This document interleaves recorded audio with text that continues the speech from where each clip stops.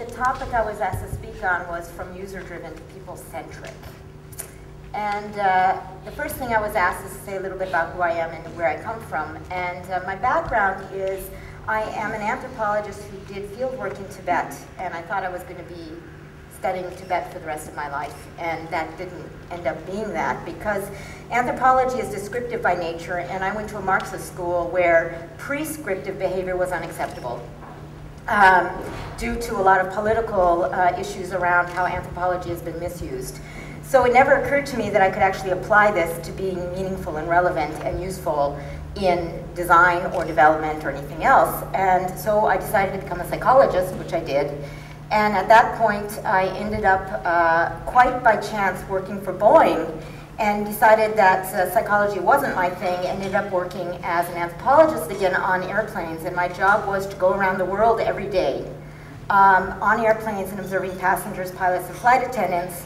And in fact, that's how I became a design anthropologist. And the data from that pre-concept work, which was over 10 years ago, is actually coming out now in the Dreamliner next year. So that's who I am. I ended up working as the senior design anthropologist for Microsoft for many years, and then got pulled to Denmark, where I now am a partner at CPH Design. And these are our three areas that overlap. This is just a symbol of what we do. But we work in multidisciplinary teams. We work, I'm the anthropologist. There's engineers, designers, lots of different job titles. But the real issue is that we move, and there's a flow and emerging of groups depending on the needs of the people we are working with.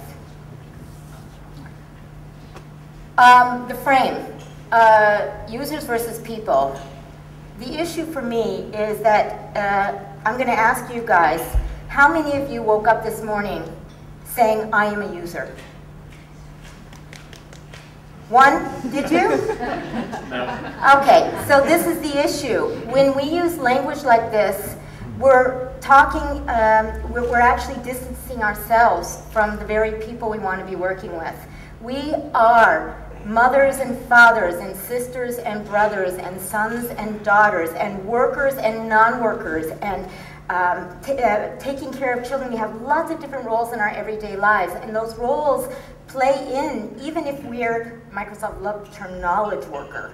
The problem is as a knowledge worker, we're also still a mother and a sister and a wife and various other things, and all of those play into our daily lives. So it's very important to me that we don't use this term users, and I don't like the term customer, and I don't like the term client, any of this, but we're people.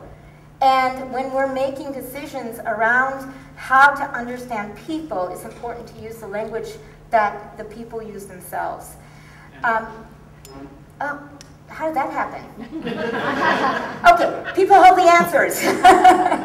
Incorporate all the stakeholders in the value chain. This is another issue for us because, again, change reverberates. If you make a change in one part of a value chain, it's going to affect the whole value chain. So it's very, very important that we're looking at everyone in this. And Pam mentioned something about how co-creation worked to a point until. Well, if you bring in everybody into that process, all the people in a value chain, you don't have an end of co-creation. It just continues.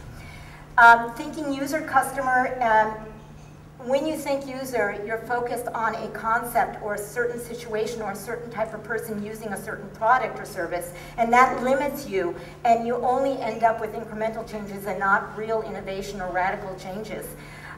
You have to free your mind and think people and the roles that they have and find meaning through possibilities and opportunities. And the other is, when we talk about users and customers, and we do research just with users and customers, you're forgetting about the non-users and their roles, and that is a big danger because you all want to increase your market share. So the only way you're going to increase your market share if you look at people and also the people involved. For example, John works with people, STOMI patients who you know, should we be looking at the non-users? Yes, because what do the pårørende, what's that word in English? Pårørende. Relatives. The relatives, how does it affect the relatives that there's someone with a STOMI? All of that matters. And then finally, people-centric is about empowering all people in the value chain to collaborate on solutions. And for me, that equals success.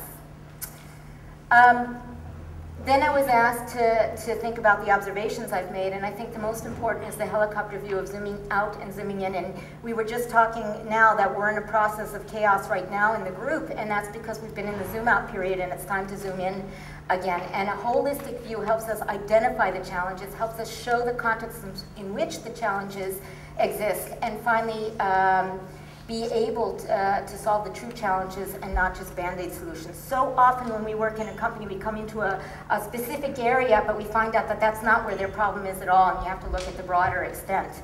And what we're looking for are points of excellence and also points of pain. And then my reflection is what we in our company call whydeology, and what that's really about is always asking why. And throughout zooming in and out, the question why remains crucial. And when you can no longer ask why, you know that you're starting to go into a solution phase. Dig deep, don't give into answers that are given. Sometimes those answers are built on assumptions. Keep asking. You have to have curiosity, you have to have empathy, and the results end up being a lot of ideation and lots of possibilities, both short-term, long-term solutions for the people who are working together on this.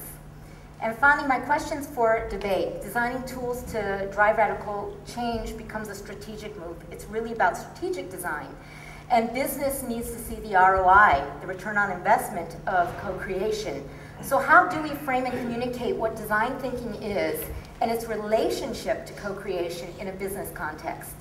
And how do we help leaders understand that letting go of power and control actually brings them more power that is meaningful and relevant for their businesses to succeed? And finally, how do we involve leadership in the mindset change throughout this process?